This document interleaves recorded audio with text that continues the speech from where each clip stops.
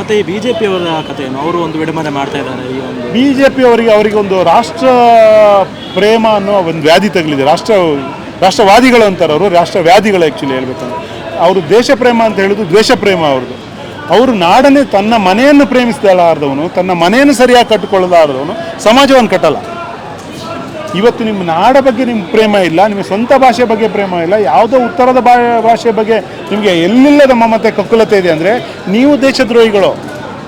ನಿಮ್ಮ ಮನೆಯಲ್ಲಿ ಸಿಂಪಲ್ ಆಗಿ ಕೇಳ್ತೀನಿ BJP ಅವರಿಗೆ, ನಿಮ್ಮ ಮನೆಯಲ್ಲಿ ನಿಮ್ಮ ಊರಿನವ್ರು ಬಂದು ದಬ್ಬಾಳಿಕೆ ಮಾಡೋದನ್ನು ನೀವು ಒಪ್ಕೋತೀರಾ ಅಂತ ಆದರೆ ನಾವು ಕರ್ನಾಟಕಕ್ಕಿಂತ ದೇಶ ಮೊದಲು ಅನ್ನೋದು ಒಪ್ಕೋತೀವಿ. ನಿಮ್ಮ ಮನೆಯಲ್ಲಿ ನಿಮ್ಮ ಊರಿನವ್ರು ಬಂದು ದಬ್ಬಾಳಿಕೆ ಮಾಡೋದನ್ನ ನೀವು ಸಹಿಸ್ತೀರಾ ಅಂದರೆ ಆಯಿತು, ನಾವು ಒಪ್ಕೋತೀವಿ ದೇಶನೇ ಮೊದಲು ಅಂತ. ನಾವು ಮೊದಲು ಕನ್ನಡಿಗರು. ನಾವು ಆ BJP ಅವರಿಗೆ ಎಲ್ಲವನ್ನು ದ್ವೇಷದ ಕಣ್ಣಿಂದ ನೋಡುವ ಅದು ಒಂದು ಗುಂಪು ಮಾತ್ರ. ಎಲ್ಲ BJP ಅವರಲ್ಲ, ಒಂದು ಗುಂಪು. ಬಟ್ ಆ ಗುಂಪೇನು ಅಂದರೆ ವಿಷವನ್ನು ಭಾಳ ಚೆನ್ನಾಗಿ ಬಿತ್ತುತ್ತದೆ. ಎಲ್ಲರ ತಲೆಗೆ ವಿಷವನ್ನು ಹಾಕುವಂಥ ಒಂದು ಸಿಸ್ಟಮ್ನೇ ಬೆಳೆಸ್ಕೊಬಿಟ್ಟಿದ್ದಾರೆ ಅವರು. ಅದು ಬರೀ ಒಂದು ಯೋಚನೆ ಅಲ್ಲ, ಒಂದು ಸಿಸ್ಟಮ್ ಇಟ್ಟುಬಿಟ್ಟಿದ್ದಾರೆ. ಹಾಗಾಗಿ ಅವರಿಗೆ ನಮ್ಮ ನಾಡಿನ ಬಗ್ಗೆ ಪ್ರೇಮ ಇಲ್ಲ, ನಮ್ಮ ಮಣ್ಣಿನ ಬಗ್ಗೆ ಪ್ರೇಮ ಇಲ್ಲ, ನಮ್ಮ ಭಾಷೆಯ ಬಗ್ಗೆ ಪ್ರೇಮ ಇಲ್ಲ. ಅವರಿಗೆ ಯಾವುದೋ ಪರಕೀಯ ಭಾಷೆ, ಪರ ರಾಜ್ಯದ ಭಾಷೆ, ನಮ್ಮ ಭಾಷೆ ಮೇಲೆ ದಬ್ಬಾಳೆ ಮಾಡ್ತಿರೋ ಭಾಷೆಯ ಪರವಾಗಿ ನಿಂತಿದೆ. ಇದು ದಯವಿಟ್ಟು ಸ್ವಲ್ಪ BJP ಬೆಂಬಲಿಗರೆಲ್ಲ ಒಂದು ಸ್ವಲ್ಪ ಯೋಚನೆ ಮಾಡಬೇಕು.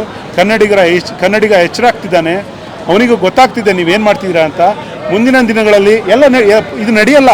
ಈ ಥರ ಮೋಸ, ಈ ಥರ ಒಂದು ಭ್ರಮಾಲೋಕ ಸೃಷ್ಟಿ ಮಾಡೋದು, ಈ ಥರ ಏನೋ ಸುಳ್ಳುಗಳನ್ನ ಹೇಳ್ಕೊಂಡು ಬರೋದು ತುಂಬ ದಿನ ನಡೆಯಲ್ಲ. ಪಾಠ ಕಲಿಸ್ತಾರೆ ಕನ್ನಡಿಗರು.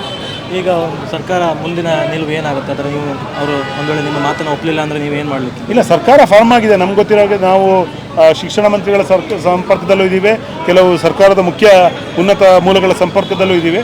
ಸರ್ಕಾರ ಫಾರ್ಮ್ ಆಗಿದೆ. ನಡುವೆ ಈ ಥರ ರಾಜ್ಯಪಾಲರು ಅಥವಾ ನಮ್ಮ ಸಭಾಪತಿಗಳು ಆ ಥರದವರೆಲ್ಲ ಸ್ವಲ್ಪ ಜ್ಞಾನ ಬೆಳೆಸ್ಕೋಬೇಕು. ಎಲ್ಲಿದ್ದೀವಿ, ಯಾವುದ್ರ ಬಗ್ಗೆ ಮಾತಾಡ್ತಿದ್ವಿ ಅನ್ನೋ ಪರಿಜ್ಞಾನ ಬೇಕು ಅವರಿಗೆ. ಅವರ ಹಿತಾಸಕ್ತಿ ನೋಡ್ಕೊಳ್ದ ವೈಯಕ್ತಿಕ ನಾನು ಶಿಕ್ಷಕರ ಕ್ಷೇತ್ರದಿಂದ ಚುನಾಯಿತನಾಗಿದೆ ಅಂದ್ರೂ ಕೂಡ ಯಾರೋ ಒಂದು 25,000 ಶಿಕ್ಷಕರಿಗಾಗಿ ಇಡೀ ಭಾಷೆಯನ್ನೇ ಹಿತಾಸಕ್ತಿಯನ್ನೇ ಕಡೆಗಣಿಸೋದಲ್ಲ. ರಾಜ್ಯಪಾಲರು ಅಷ್ಟೇ, ನೀವಿಲ್ಲಿ ಅತಿಥಿ, ನೀವಿಲ್ಲಿ ಅಬ್ಸರ್ವರು, ನೀವಿಲ್ಲಿ ಆಡಳಿತ ನಡೆಸೋಕ್ಕೆ ಬರಬೇಡಿ, ಅಬ್ಸರ್ವರ್ ಅಷ್ಟೇ. ನೀವು ಅಬ್ಸರ್ವೇಷನ್ ಕೆಲಸ ಮಾತ್ರ ಮಾಡಿ. ದಯವಿಟ್ಟು ನಮ್ಮ ಭಾಷೆಯ ಹಿತಾಸಕ್ತಿಯ ವಿರುದ್ಧವಾಗಿ ನಡ್ಕೋಬೇಡಿ. ಹಂಗೆ ನಡೆಯೋದೇ ಇದ್ದರೆ ನಿಮ್ಮ ಅವಶ್ಯಕತೆ ಈ ನಾಡಿಗಿಲ್ಲ. ದಯವಿಟ್ಟು ಇಲ್ಲಿಂದ ಹೊರಡಿ ಅಂತ